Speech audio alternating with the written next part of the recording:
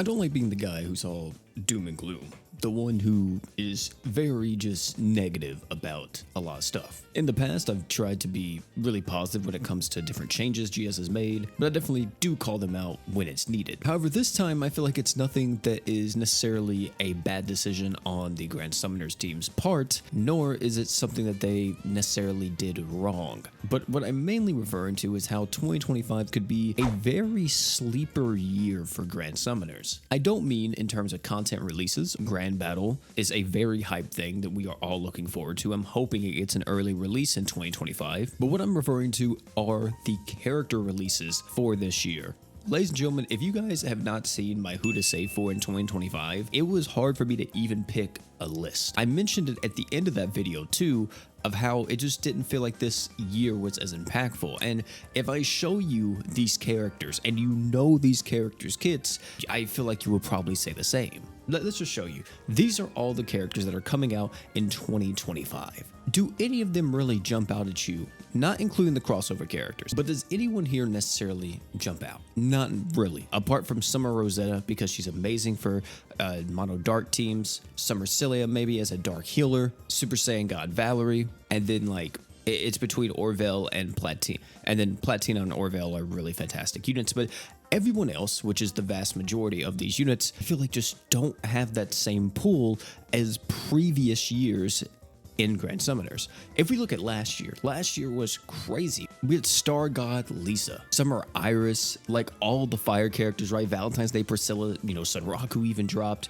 BF Emperor, and we even had a surprise visit from freaking Holy Knight Roy, and I didn't even think Holy Knight Roy was dropping in 2025. I thought that BF Emperor would have been our end of year unit, but we moved so fast in 2024, we actually got Holy Knight Roy. And now here we are in 2025. It's like, do we have characters on the same level as that? And in reality, no. There's no way. We don't have anyone on this list that is another Star God Lisa or is another BF Emperor, someone that is on the same level as Holy Knight Roy. It really feels like the era that we're in for the Ascended era is very similar to that of the Ninja Saga era. If you guys were around for that time, which is, ages at this point, but if you were here during the Awoken era when the ninjas came out, it was like the ninjas were cool and it was exciting, but they were very much niche characters. And that's what this year feels like.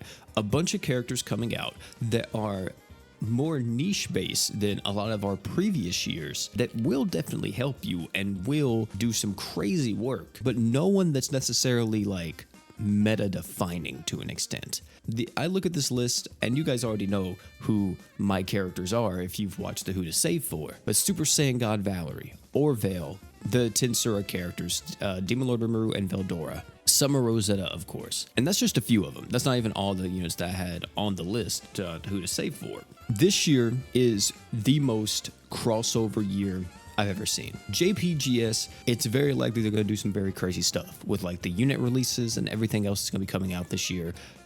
I feel like 2025 for JPGS could be huge. 2025 for global GS could be a bit sleeper. It almost feels like majority of these characters are just a skip and it's a save year, which I know for a lot of people that'd be great. Because here's the thing that I was like, this is good in terms of the player base. This is extremely terrible if you think about like spending or like, how much revenue the game can generate. In reality, if you had all of the top tier characters currently in Grand Summoners Global, all the best units, and then let's say you only summon for Dark Rosetta, Super Saiyan God Valerie, and the Tensura characters, and that was it. You didn't summon for anyone else out this year.